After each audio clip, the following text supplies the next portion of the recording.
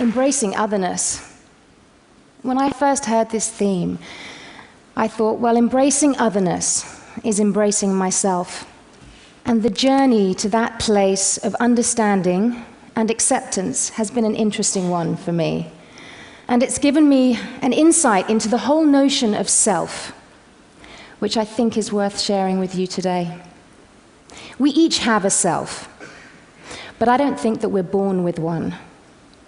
You know how newborn babies believe they're part of everything? They're not separate. Well, that fundamental sense of oneness is lost on us very quickly. It's like that initial stage is over. Oneness, infancy, unformed, primitive. It's no longer valid or real. What is real is separateness. And at some point in early babyhood, the idea of self starts to form. Our little portion of oneness is given a name, is told all kinds of things about itself. And these details, opinions, and ideas become facts, which go towards building ourselves, our identity. And that self becomes the vehicle for navigating our social world. But the self is a projection based on other people's projections. Is it who we really are?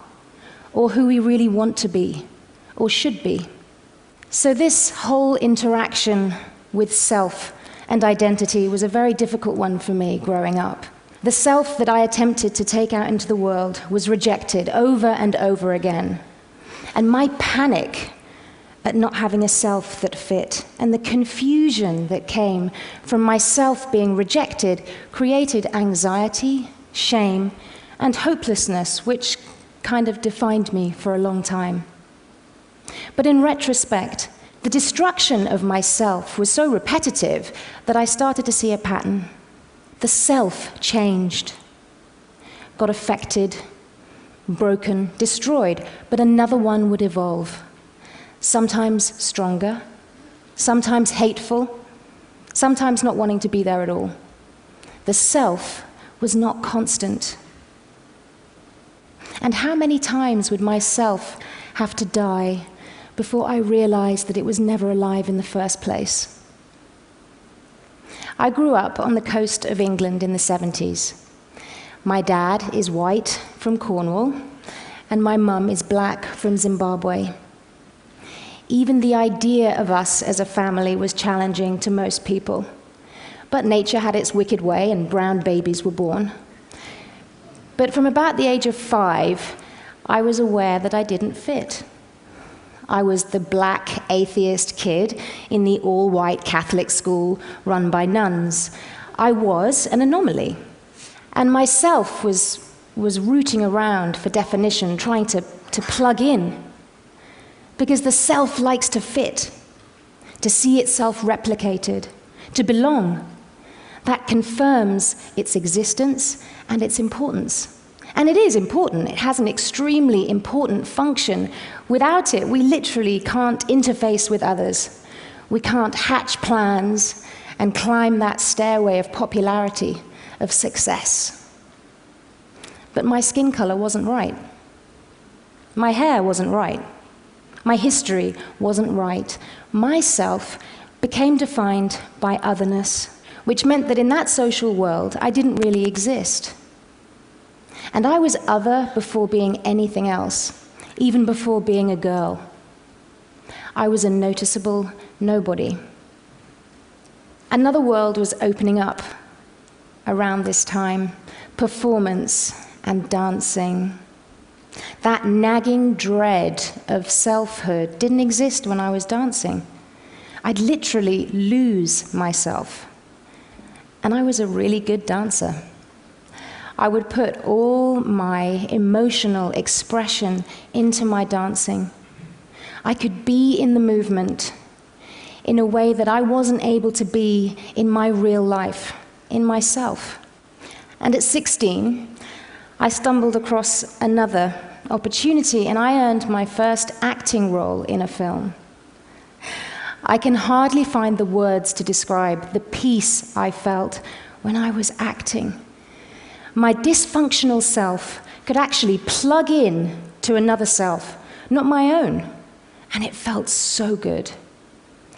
It was the first time that I existed inside a fully functioning self, one that I controlled, that I steered, that I gave life to. But the shooting day would end, and I'd return to my gnarly, awkward self. By 19, I was a fully fledged movie actor, but still searching for definition. I applied to read anthropology at university.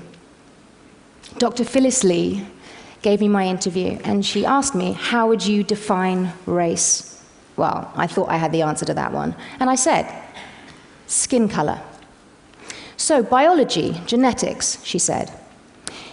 Because, Thandie, that's not accurate, because there's actually more genetic difference between a black Kenyan and a black Ugandan than there is between a black Kenyan and, say, a white Norwegian. Because we all stem from Africa, so in Africa, there's been more time to create genetic diversity. In other words, race has no basis in biological or scientific fact. On the one hand, result, right? On the other hand, my definition of self just lost a huge chunk of its credibility. But what was credible, what is biological and scientific fact, is that we all stem from Africa. In fact, from a woman called mitochondrial Eve, who lived 160,000 years ago. And race is an illegitimate concept which ourselves have created based on fear and ignorance. Strangely, these revelations didn't cure my low self-esteem. That feeling of otherness, my desire to disappear, was still very powerful. I had a degree from Cambridge. I had a thriving career, but my self was a car crash. And I wound up with bulimia and on a therapist's couch. And of course I did. I still believed myself was all I was. I still valued self-worth above all other worth. And what was there to suggest otherwise? We've created entire value systems and a physical reality to support the worth of self. Look at the industry for self-image and the jobs it creates, the revenue it turns over.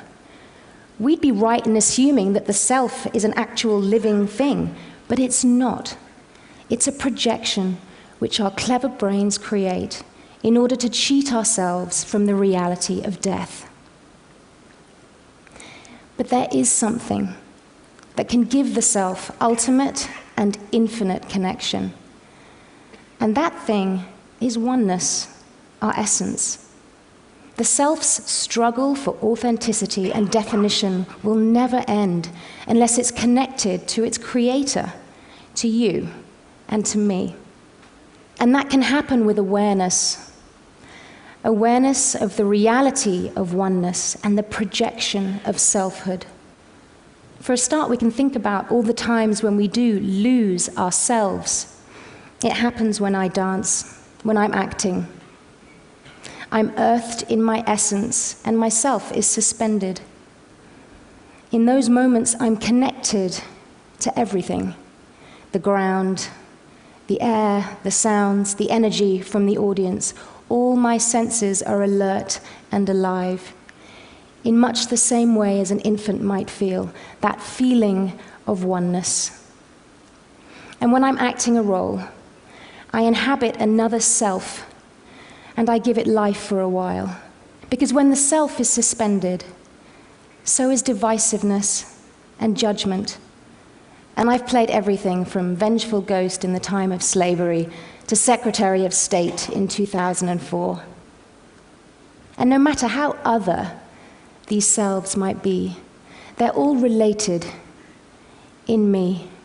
And I honestly believe the key to my success as an actor and my progress as a person has been the very lack of self that used to make me feel so anxious and insecure. I always wondered why I could feel others' pain so deeply, why I could recognize the somebody in the nobody. It's because I didn't have a self to get in the way. I thought I lacked substance, and the fact that I could feel others meant that I had nothing of myself to feel. The thing that was a source of shame was actually a source of enlightenment. And when I realized and really understood that myself is a projection and that it has a function, a funny thing happened. I stopped giving it so much authority. I give it its due. I take it to therapy. I've become very familiar with its dysfunctional behavior. But I'm not ashamed of myself. In fact, I respect myself and its function. And over time, and with practice, I've tried to live more and more from my essence. And if you can do that, incredible things happen. I was in Congo in February, dancing and celebrating with women who've survived the destruction of their selves in literally unthinkable ways. Destroyed because other brutalized, psychopathic selves all over that beautiful land are fueling ourselves' addiction to iPods, pads, and bling, which further disconnect ourselves from ever feeling their pain, their suffering, their death. Because, hey, if we're all living in ourselves and mistaking it for life, then we're devaluing and desensitizing life. And in that disconnected state, yeah, we can build factory farms with no windows, destroy marine life, and use rape as a weapon of war. So here's a note to self. The cracks have started to show in our constructed world, and oceans will continue to surge through the cracks, and oil, and blood, rivers of it. Crucially, we haven't been figuring out how to live in oneness with the earth and every other living thing. We've just been insanely trying to figure out how to live with each other, billions of each other. Only we're not living with each other. Our crazy selves are living with each other and perpetuating an epidemic of disconnection. Let's live with each other and take it a breath at a time. If we can get under that heavy self, light a torch of awareness, and find our essence, our connection to the infinite and every other living thing. We knew it from the day we were born. Let's not be freaked out by our bountiful nothingness. It's more a reality than the ones ourselves have created. Imagine what kind of existence we can have if we honor inevitable death of self, appreciate the privilege of life, and marvel at what comes next. Simple awareness is where it begins. Thank you for listening.